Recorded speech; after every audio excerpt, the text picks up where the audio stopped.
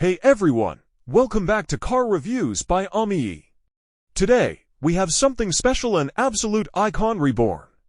This is the all-new Cadillac Allante, a car that brings back the luxury and charm of the original, but with cutting-edge technology and modern performance.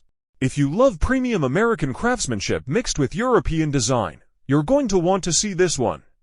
So buckle up, because we're about to take a deep dive into what makes the 2025 Cadillac Allante a serious contender in the luxury roadster game. The first thing that grabs your attention is the design. The new Allante takes inspiration from its 1987 predecessor, but with a modern touch that screams elegance and power. Cadillac has once again collaborated with Italian design houses, and you can see that European flair in the sculpted lines and aggressive stance. Up front, we have this stunning LED grille with the Cadillac emblem illuminated right at the center. The headlights are sharp, futuristic, and seamlessly integrate with the body. The hood features subtle creases that add to its sporty character, and these 20-inch forged alloy wheels give it a proper Grand Tourer look. Moving to the side, you'll notice a beautiful flow from front to rear, maintaining a classic roadster profile with a long hood and a short rear deck. Cadillac has nailed the proportions, making it look just as premium as anything coming out of Germany or Italy. And the best part, a retractable hardtop that folds down in just 15 seconds, giving you the freedom to switch between a coupe and a convertible instantly. At the rear, you've got these bold vertical LED taillights, paying homage to Cadillac's design heritage, and a quad exhaust system that hints at the power beneath the hood. The entire package looks stunning from every angle. Alright, let's talk about performance, because Cadillac didn't just build a pretty car, they made sure it packs a punch. Under the hood, we have a hand-built 4.2-liter twin-turbo V8 engine, producing a massive 550 horsepower and 640 pounds-ft of torque. Power is sent to the rear wheels via a 10-speed automatic transmission, and let me tell you, this thing moves. 0 to 60, just 3.8 seconds, top speed. An electronically limited 186 miles per hour.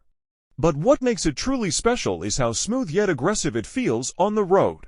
Cadillac has implemented an advanced adaptive suspension system that reads the road 1,000 times per second, adjusting in real time to provide the perfect balance between comfort and performance. Steering is precise, with just the right amount of weight and feedback, making it a joy to throw into corners. And thanks to an electronic limited slip differential, you get all that power down efficiently, whether you're carving through canyon roads or just cruising on the highway. Step inside the Allante, and you're immediately surrounded by a cabin that screams luxury. Cadillac spared no expense in outfitting this car with the finest materials. You got leather-wrapped everything: seats, dashboard, and even the door panels.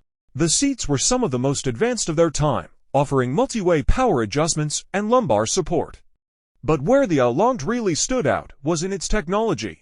It was one of the first cars to feature a digital instrument cluster, and later models even had a touchscreen interface, something incredibly ahead of its time in the early 90s.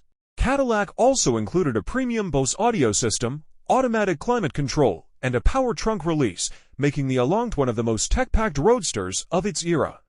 Now, let's talk about how the Allante drives. The early models, with their 4.1 liters and 4.5 L V8 engines, were more about smooth cruising than outright performance. They produced around 170 to 200 horsepower, which wasn't enough to compete with the Mercedes SL at the time. However, the final 1993 model changed everything. With the 4.6 L Northstar V8, the Allante now had nearly 300 horsepower, giving it a 0 to 60 time of around 6.4 seconds, a respectable number for the early 90s. The car came with a 4-speed automatic transmission, which was smooth, but not particularly sporty. The Allante was front-wheel drive, unlike most of its competitors, which were rear-wheel drive. This setup made the car more predictable and stable in poor weather conditions, but it also meant it didn't have the same handling characteristics as a traditional Grand Tourer.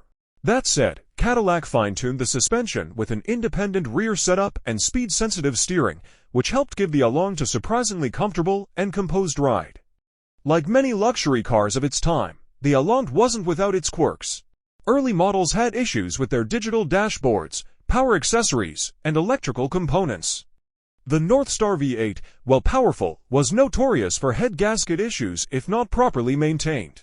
Because the car was built into different countries, some parts were tricky to source, and repairs could get expensive. However, if you find a well-maintained example today, many of these issues have been sorted out by enthusiasts and specialists. So, is the Cadillac allante worth owning today? The short answer is it depends. If you're looking for a rare, stylish American-Italian luxury roadster with a fascinating backstory, the allante is a fantastic choice. Prices have remained relatively affordable compared to some European rivals, but they are starting to rise, especially for the 1993 Northstar models. A well-kept allante can range from $10,000 to $30,000, depending on mileage and condition. For collectors, the 1993 model is the most desirable due to its performance upgrades. If you're considering buying one, look for service records, check for Northstar engine issues, and make sure all the electronics are functioning. The Cadillac allante was an ambitious attempt at creating a world-class luxury roadster.